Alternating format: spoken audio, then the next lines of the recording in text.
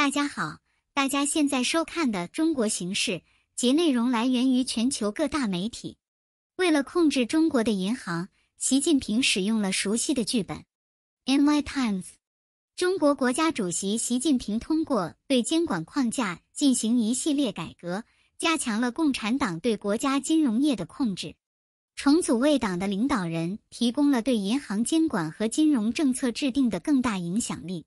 这反映了中国领导人倾向于中央集权，而不是在党和国家私营部门之间维持任何缓冲。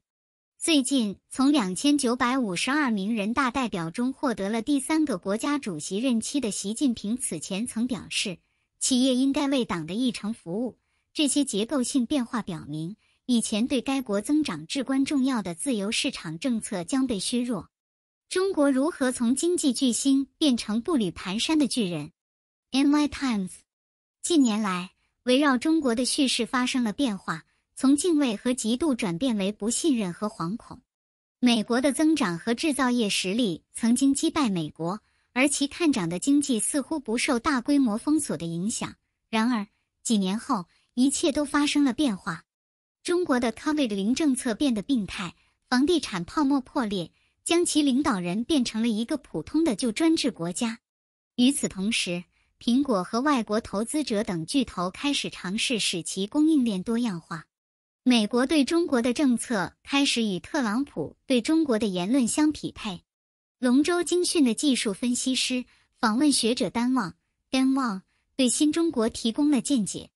长期以来，他一直在研究美中竞争的关键载体，包括技术创新和制造实力。他对中国的乐观态度一直持续到2022年，当时他改变了自己的情绪。习近平堆满了忠诚者，这是一个问题。ABC，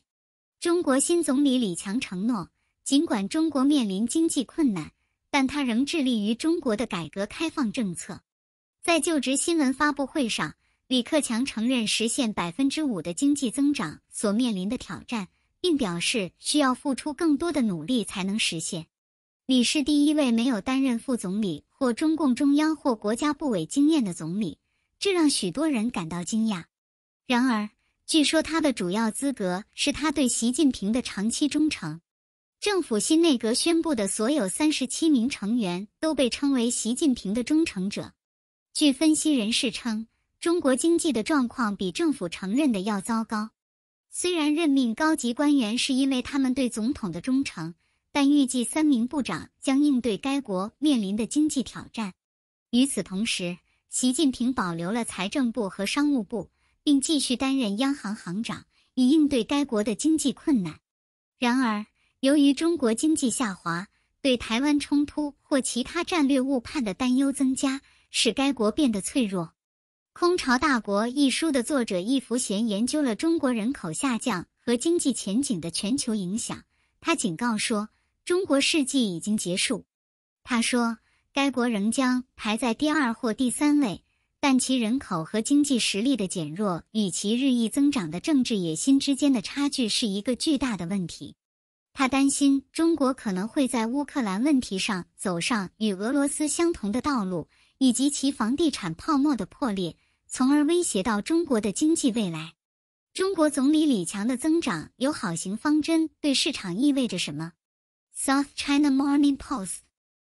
分析人士表示，中国新总理李强的言论预计将有利于市场并有利于增长。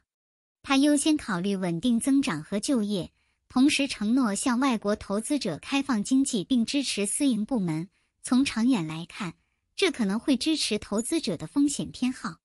李增任上海市委书记，在企业家和外国投资者中享有亲商的声誉，特别是因为他在浙江、江苏和上海度过了20年，担任过从省长到党委书记等职位。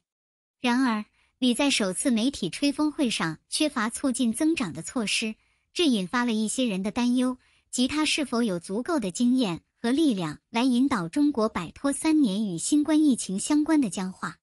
李承认需要深化改革和改善民生，向对高端制造业和绿色能源感兴趣的投资者发出积极信号，这在一定程度上缓解了人们的担忧。3年3种截然不同的视角看待中国。NY Times 依赖中国制造业的美国公司，如苹果，现在开始把目光投向其他地方。龙州精讯 Galco Dragonomics 的技术分析师、耶鲁大学法学院蔡保罗中国中心的访问学者Dan Wang表示，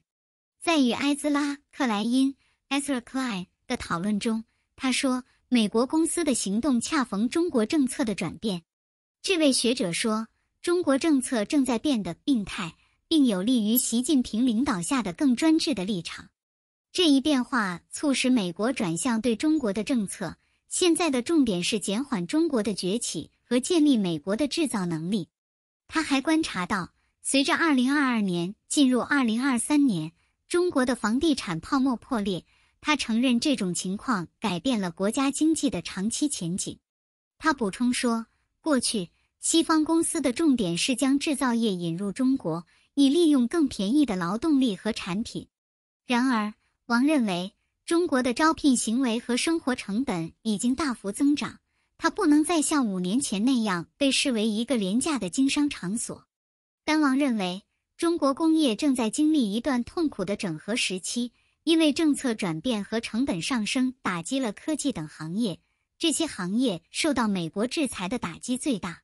他说，基调和政策的最新转变意味着中国正处于一个转折点。他预测，美国公司将在越南、印度尼西亚和其他新兴制造业中心探索机会，以规避依赖中国的风险状况。中国认为 AUKUS 为各国可以共享核材料树立了危险的先例。ABC 中国正试图通过外交努力阻止澳大利亚的潜艇计划，以在国际原子能机构 IAEA 争取其他成员国的支持。中国政府将批评矛头对准了核不扩散条约的使用，因为北京的努力未能说服国际原子能机构总干事拉斐尔·马里亚诺·格罗西 Rafael Mariano Grossi 有任何违规行为。尽管如此，有人担心该计划可能成为可以用来秘密开发武器的模板，为中国提出进一步的核技术滥用问题创造机会。这种压力加上长期成本，可能会减缓甚至完全停止该计划。中国拥有世界上最大的海军，包括12艘核动力潜艇，生产能力比美国及其盟国更快。澳大利亚正在寻求获得8艘新潜艇，因为他们在印太地区紧张局势升级的情况下寻求安全。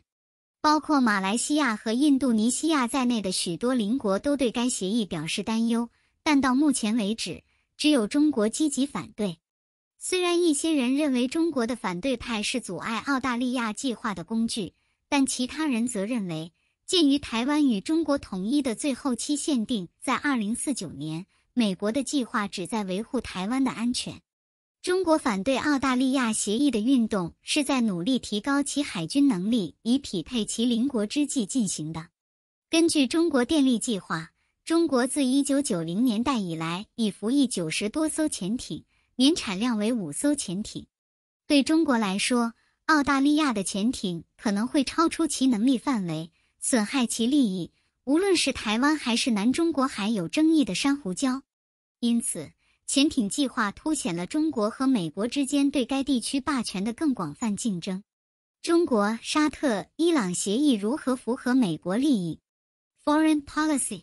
中国总统习近平通过促成一项恢复沙特阿拉伯和伊朗外交关系的协议，在中东取得了外交突破。然而，尽管该协议最初可能损害了美国在该地区的利益，但其长期利益可能超过成本。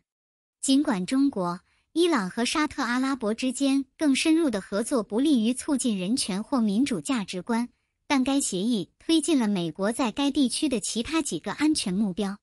首先，这将有助于巩固也门的休战。伊朗和沙特阿拉伯之间的代理人战争造成了广泛的痛苦。其次，该协议对伊朗独裁者的好处是否会转化为长期收益，还有待观察。无可救药的腐败伊朗政权仍将面临重大的经济和抵抗挑战。第三，中国扩大影响力的尝试充满了过度扩张和反弹，有可能暴露中国作为超级大国的局限性。第四，该协议不会显著改变美国与沙特的关系，美国与沙特的关系将在未来几年继续依赖美国的安全支持。谢谢大家收看中国形势，谢谢大家收看，欢迎给我们节目点赞。